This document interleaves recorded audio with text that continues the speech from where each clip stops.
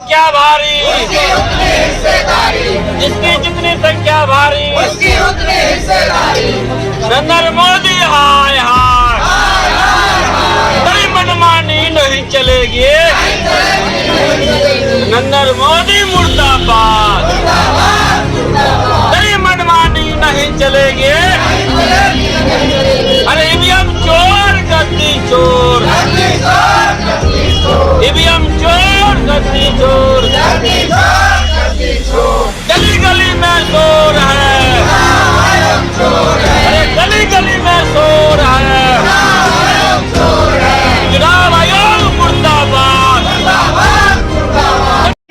बजौना निवासी की आवाज़ आम जनता तक पहुंचाने का काम करते हैं, इसलिए मैं शुक्रिया अदा करता हूं। राष्ट्रीय पिछड़ा वर्ग मोर्चा के माध्यम से राष्ट्रव्यापी कार्यक्रम है जो 4 चरणों में है। आपको ज्ञात मैं जानकारी देना चाहता हूं। तो चरणबद्ध पहला था राष्ट्रपति को ज्ञापन देना, दूसरा था धरना देना, तीसरा होगा धरना प्रदर्शन रैली होगा, भारत बंद की तैयारी चल रही है। मूल कारण है कि हमारे देश में आज़ादी के 70 साल 75 साल बीत चुकी है। बीतने के बावजूद भी सरकार पेड़ पौधा गिनती करती है, जानवर की गिनती करती है, लेकिन पिछड़े वर्ग की गिनती नहीं करती। नरेंद्र मोदी बोलता मैं पिछड़ा के नेता हूँ, मैं चाय बच्चों का बेटा हूँ, कहा सबका साथ सबका विकास। और सबका साथ सबका विकास कैसे हो सकता है?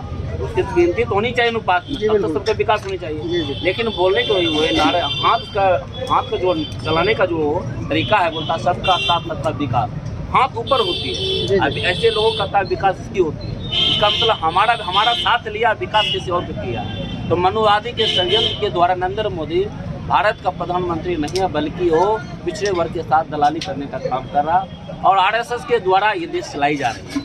इसलिए आरएस प्लानिंग के तहत नरेंद्र मोदी के द्वारा उनको जानकारी है, अगर पिछड़ा वर्ग की संख्या पता चल जाए देश में तो कोढ़ाम मच सकती है। इस कोढ़ाम को कैसे रोका जाए? तो नई मुद्दा उत्पन्न करो, धार्मिक हिंदू मुसलमान बनाओ, मुसलमान भाई हिंदू बनाओ, क्रिश्चियन भाई बौद्धिस्ट बनाओ, ऐसे लड़ाई लड़ाओ ताकि मुद्दा उलझे रहे, पिछड़ा वर्ग की गिनती नहीं हो।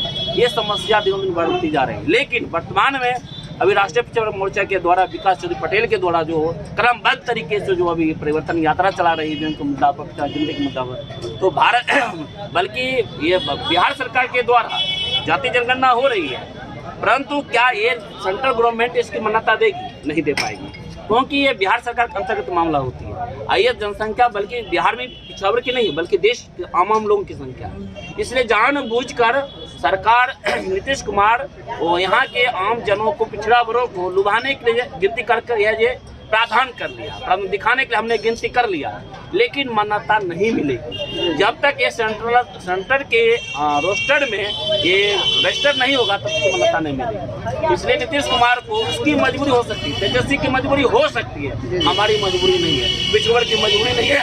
हम उनको दबाव बनाना चाहिए केंद्र सरकार पर। जब 17 को संसद है, विधायक है, हरस है, अगर वो चाहेगा सरकार गिरा कर पिछड़ा वर्ग जो जीत गया है, सरकार गिरा सकता है, गिराने के बाद गिनती करवा सकता है। लेकिन ये मामला चल रहा है, कुछ पुछिया मामला चल रहा है, ये लोग दिखाने के लिए रहा है। इसलिए हमें विश्वास न हमारे नीतीश कुमार पर न हो रहा है, तेजस्वी यादव। तो कॉलम भरपाई मुझे पसंद नहीं है। वास्तविक जो जमीनी स्तर की बात है वो स्पष्ट करें कि हम गिनती कर रहे हैं, क्या सरकार के द्वारा मान्यता दिलाई है या नहीं दिलाई। इसीलिए हम भारत के 663 जिला में क्रमबद्ध तरीके से कार्यक्रम हम लोग चला रहे हैं, धरना प्रदर्शन कर रहे हैं। मैं बहुजन क्रांति मोर्चा प्रदेश कुमार। एक आखिरी सवाल करें, बड़ा घटोला किया उस पर करे सकती, लेकिन हमारे पास कुछ भी नहीं है। हम लड़ाई जीरो से कर रहे हैं, जीरो से तो कार्रवाई किस पर कर सकते हैं? इसलिए चोर किसे करता है?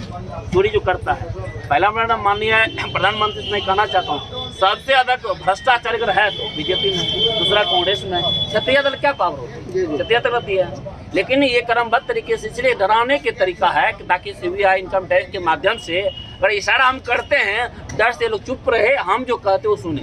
लेकिन हम लोग चुप रहने वाले, बैठने वाले थोड़ी है। ये तब हमें इसलिए पहले मैं आपको बताया कि तेजस्वी की मजबूरी हो सकती है, नीतीश की मजबूरी हो सकती है, उपेंद्र कुशवाहा की मजबूरी हो सकती है, चिराग की मजबूरी हो सकती है, आम जनता की मजबूरी थोड़ी है। फिर आम जनता के बीच ही आएगा।